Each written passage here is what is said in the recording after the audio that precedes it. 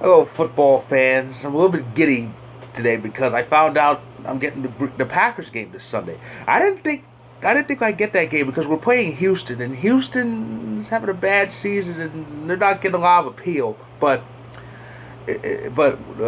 Packers Houston is coming on here on Fox. That's the Fox single game. I go to 506sports.com to check who I'm getting out here, and they color code each games. And for the Fox single, because CBS has a doubleheader, for Fox, the Green Bay game was in blue, and so was the LA area, which I'm in. So yeah, it's Packers Houston, so that's great. Speaking of the Packers, we got mollywopped this past Sunday. We got our first loss this season, 38-10, and Brady. Well, I didn't watch a lot of the media coverage talk about the game because I figured Brady be put on a pedestal because number one, it's Brady. Number two, they don't like Rodgers. You know how biased people could be. Well, except for yours truly, because I'm always right down the middle like Rodgers passes. Um, but Brady had 166 yards and two touchdowns. Rodgers 116, two picks. The two picks are the only difference. Other than that, they pretty much had the same game. The defense pretty much won that game because they took over and the running game kind of ran on us. But but yeah, that's that. The Packers, we got our first loss this season, and this does not change things as far as the narrative. Brady still can't handle the NFC. He has a 2-2 conference record. He lost to the Bears, a team even a college team could beat, and he got mollywopped himself in the Superdome. While 2 weeks later, Rodgers burned that place to the ground. So yeah, this win doesn't change anything, but people jump to conclusions because it's Brady. Um, so again, until he gets a Super Bowl, the narrative stands. But and on to Brady's former team, the Patriots. Six Brandon McManus field goals beat them. 18-12. Denver went to Foxborough and won, and poor Cam was just lost. Um, but as I said about one more thing about the Packers, that loss was pretty much for the same reason. Rodgers showed up to play, his teammates didn't. So yeah, New England got beat, but in Pittsburgh, congratulations to them. 5-0 for the first time since 1978. That was a Super Bowl year. They won Super Bowl 13 that year, and in '78, they really killed Cleveland, which surprised me because well, they usually do kill Cleveland, but this Cleveland was actually good. I thought it was going to be a back and forth game, and it wasn't even close. Baker Mayfield was just lost. Uh, that poor guy, but of course, none of them did anything. But so Pittsburgh's 5-0. Congratulations are in store to the Giants and Atlanta. They got their first. Each one got their first wins this season. Giants beat Washington, and Atlanta beat Minnesota in Minnesota. So that's more embarrassment for the Vikings. Isn't it fun to see the Vikings just crumble? And idiots actually said they were going to win a division.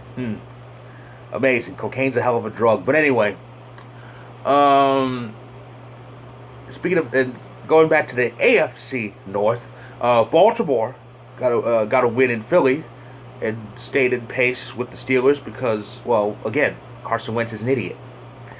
Lost at home, and they're now down. They're now 1-4-1.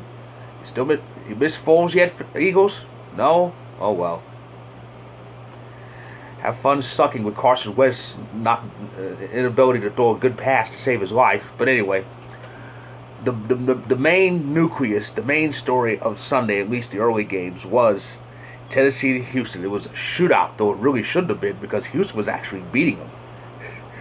But Tennessee came back on them, and they forced overtime with a game-tying touchdown with 4 seconds left.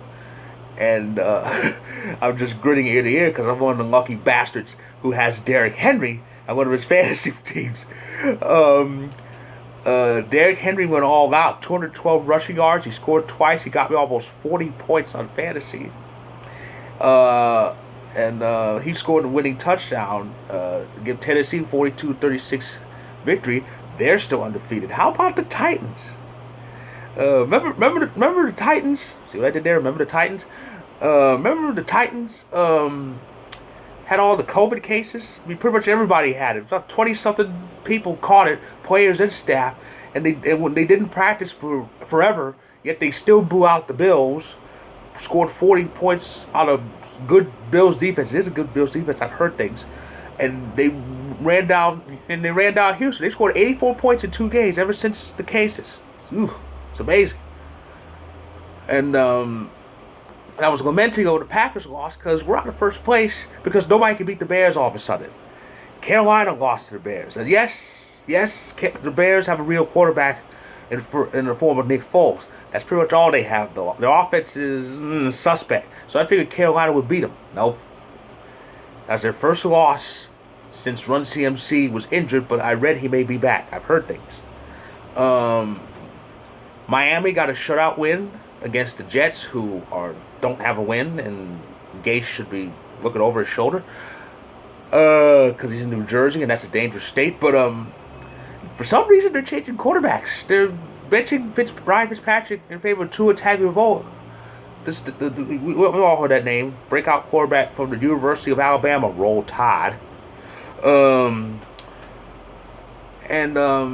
kind of a risky move because it's not like Fitzpatrick was playing badly. Yeah, he has his moments of interceptions, but he's not like Russell Wilson throwing 3-4 a game and doing absolutely nothing else.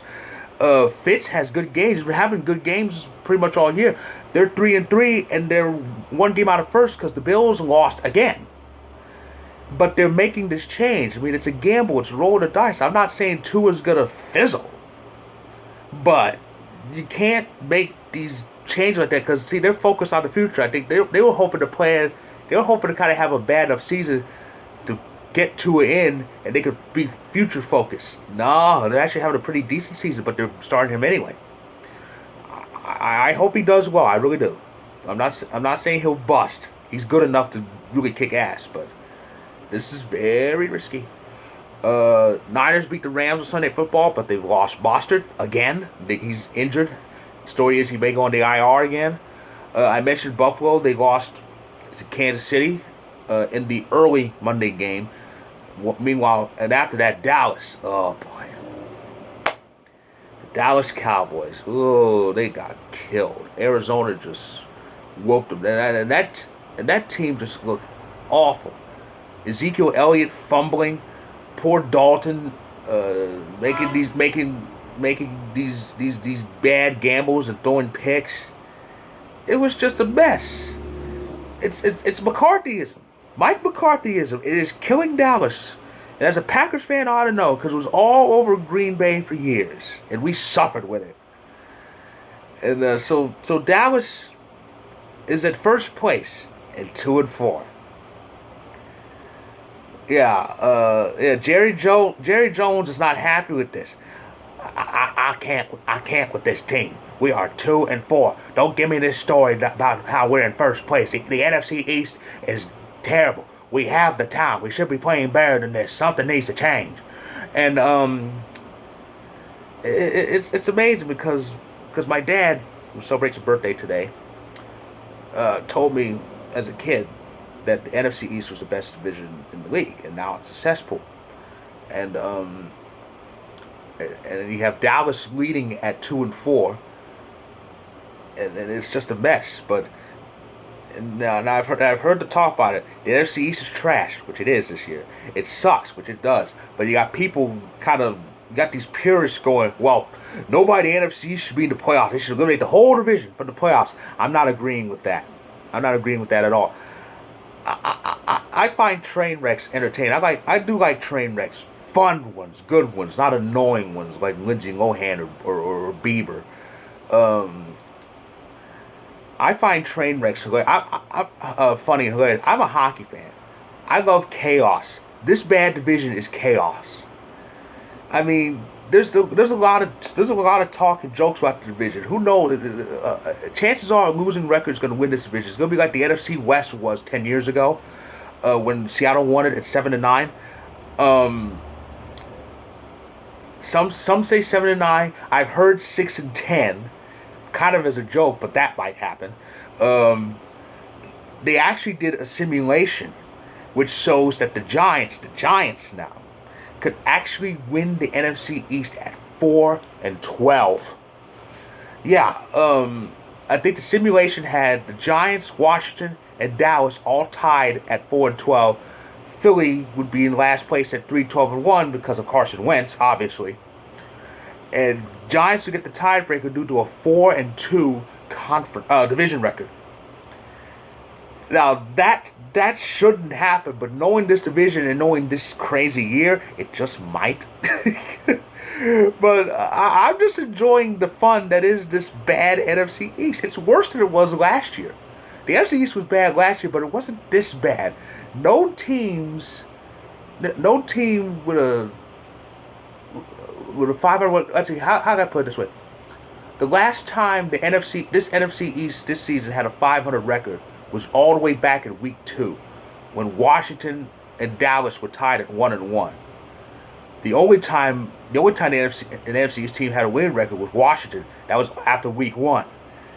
So, and because first place is 2-4, that means first place is going to have a losing record after week 7, even if Dallas wins, which they should. They should, because here's week 7's games. The NFC East actually kicks off week 7 tomorrow night.